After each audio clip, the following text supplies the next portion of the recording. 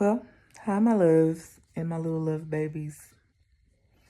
Some of you might know if y'all watched the video from yesterday. I had a rough 3 days, but so far, today is actually going great.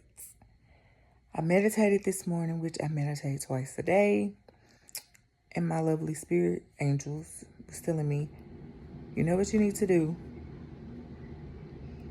in the memory of your dad. I said, okay. Mind y'all, I have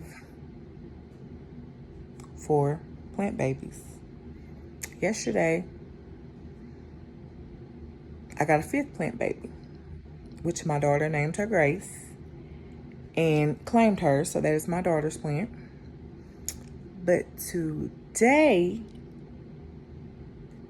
I got my 6th plant babies, and that 6th plant baby is my daddy. Yep. So now I have 6 plants, and my daddy made number 6.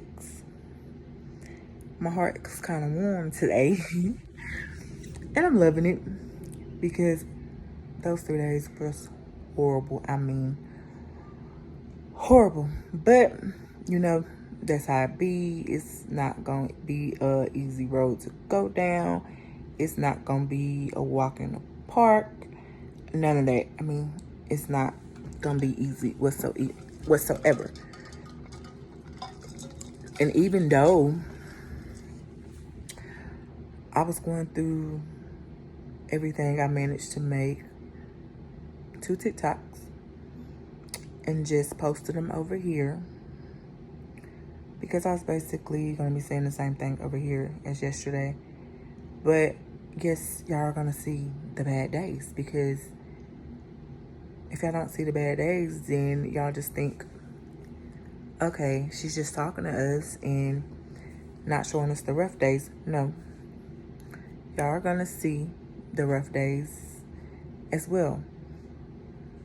I mean, you have to, because I'm not just going to not talk about it, because, yeah, it's part of the process that I'm going through. But I also wanted to talk about trauma. Like trauma, if you have a kid, and I'm not going to call their names, but you know, and you have a father of that kid, and you went through like some type of trauma in the process before the baby came along. Okay. Yes, I have a daughter that is 13. Pride and joy. Changed my life for the better. But before her,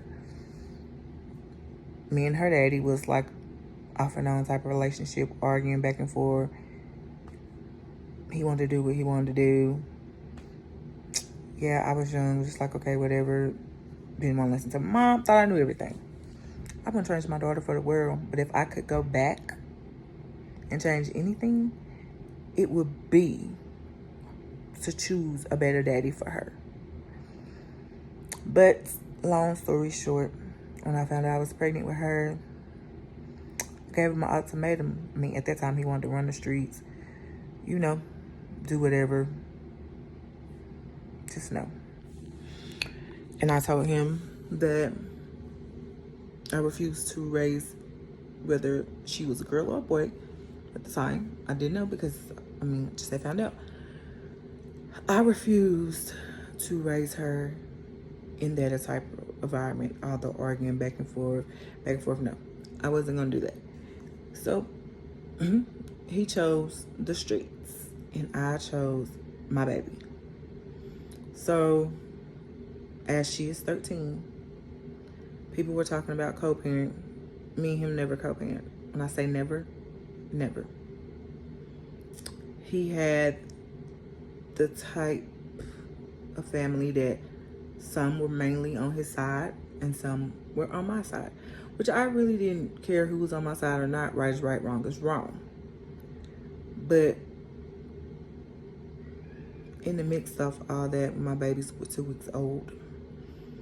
I took her down to her other grandma, his mom, may she rest in peace, to go see her and to go to my mom's to do the laundry, because at that time, yeah, my mom, I didn't have a car and stuff, so my mom, she does a lot for me. And I'm glad she's still here. She does a lot for me and my baby. I mean, she helps when I need her to. But, so she had took me down there and she was like, y'all can just spend the night at my house since you gotta wash all her clothes, because my baby was actually born 6 weeks early. And she couldn't fit nothing, y'all. Nothing. But even her newborn clothes were too little. So, I mean, even her newborn clothes, I'm sorry, were too big for her because she was so little. So I literally had to wash more often because she couldn't fit nothing else. We wanted to have to buy more clothes. I mean, she wore newborn clothes until she was about 2 months. And that's only because she was born early.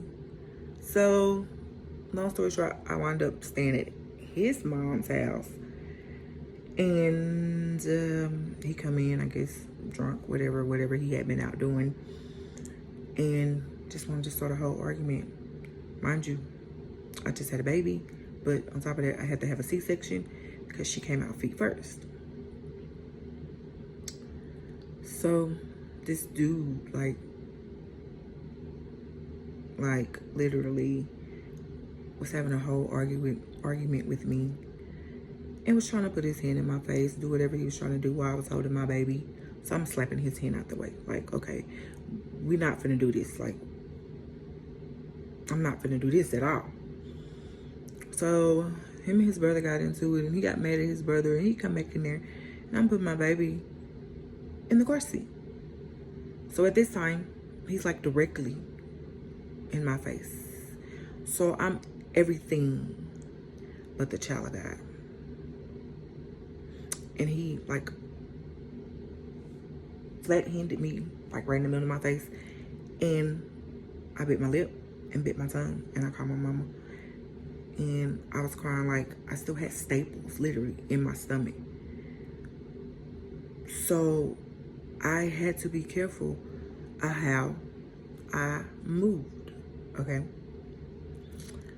So this dude literally told me to get my baby, get out his house, which it wasn't his house, okay? It wasn't his house, y'all. It wasn't. That's how you know I was young and being stupid, okay? Get out his house, and it was like 20-something degrees outside. She was born in November. So it was cold. And so me, being me, yeah, I was gonna leave walking with my baby. But his brother stopped me and was like, no, you're not gonna be leaving with my niece. It's too cold for her out here. This and this and that. And I was like, baby, let me tell you something. You only got to tell me once to get out. And that's what I'm gonna do. I wasn't even supposed to spend the night over there. My mom, you know, she went home, and I told her, well, I guess I'll just stay here since I'm already here, and it had got late, and her other grandma was, you know, spending time with her. Her uncle was as well, so I really wasn't tripping. My mama lived not even 5 minutes away. But him and his brother wound up getting in a fight behind me because his brother knew that split the second I had staples in my stomach. So, y'all, I'm feisty. Okay, I am ruthless. And one thing I'm not gonna play with is a person putting their hands on me. But for the simple fact, I literally just had a C-section and I still have staples. I couldn't do nothing. Like, I felt like defenseless. Like, I couldn't do anything. Because if I would have moved wrong, I would have sent myself back into the hospital type stuff. So, his brother took care of it. Okay, his brother took care of it. But in the same sentence, I'm just like, I was done. Like, no co-parenting, no nothing. Like, you can't see my baby at all now. Like, tried to be nice and, you know, let you see your kid, but no, not at all. So from that day on, he called me at my mama's house after everything had happened and told me if I didn't come back to his mama's house, how I didn't have to worry about talking to him no more and him doing anything for her. I was like, well, I'm not coming back over there. So he chose not to do for her. He chose not to do for her. But 13 years later, my baby is still here. She's not wanting for anything. There's not a thing that she can't get. She's not wanting for nothing. She's healthy. She's happy. She's athletic. She's in color guard. She's in band. She's not used to no type of violence, like especially not with her mom. But you know her mom will do anything to protect her. Like, I'm not gonna even lie to y'all. Yes, I do. It takes, I have an attitude problem, but it really takes a lot to make me mad because I'm so chilled and so calm and so relaxed, and my energy is never negative. I'm a happy camper. Like, I wake up happy unless I'm just having one of my days, like the last 3 days. But it's never nothing like madness. It's just I don't want to be bothered at that time because I'm going through the grieving process and everything else. But the moral to my story is, if you're going through anything like that, like at this moment,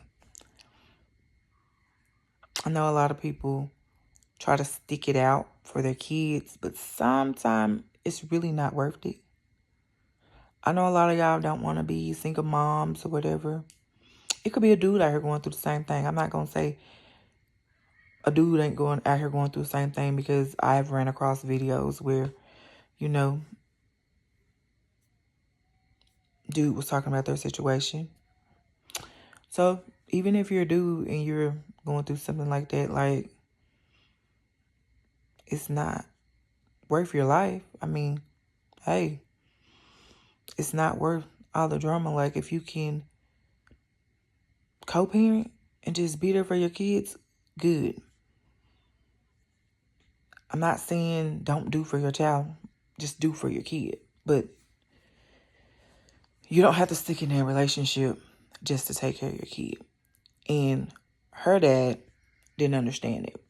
It was never about her. It was always about me. If I didn't do this, or if I didn't get back together with him or give him what he wanted, he wasn't doing for her. That's how it was. So please don't do that, because in the end, it's going to hurt the kid. But in my case, she's not hurt at all. Like, my baby, I don't know. Like, somebody ask her about her daddy now, she just be like, I don't know. Now, if she sees him, like, he finally wanted to see her, and I talked to her and I was like, hey, I get it that you don't want to see him, but I'm not going to ever teach her to disrespect her daddy. So I was like, that's still your daddy at the end of the day. I mean, you don't have to go nowhere with him, but, you know, you can see him or whatever. We can go on about our day. And that's what she did, and took pictures and gave him her phone number. I think they've been talking since she's been out of town. But, y'all, if you're going through anything like that, just do what you can to take care of your baby and go on about your business. But on another note, as I tell y'all all the time, my loves, I love y'all. We are fighters. We are strong. We're going to get through any and everything we're going through. It's probably going to take a while, but we're going to get there. So keep pushing. Keep fighting. Don't give up. And if you have kids, you got to keep going, because at the end of the day, those babies need you. So that's what keeps me going, because my baby needs me. So let's keep fighting. Let's keep smiling, shining bright. Whatever we need to do to get through all this trauma, everything. But I love y'all. If ain't nobody told y'all that, I'm here. And I'm going to be here with a beautiful smile on my face. So, love babies and my little love babies. I will talk to y'all soon and keep fighting.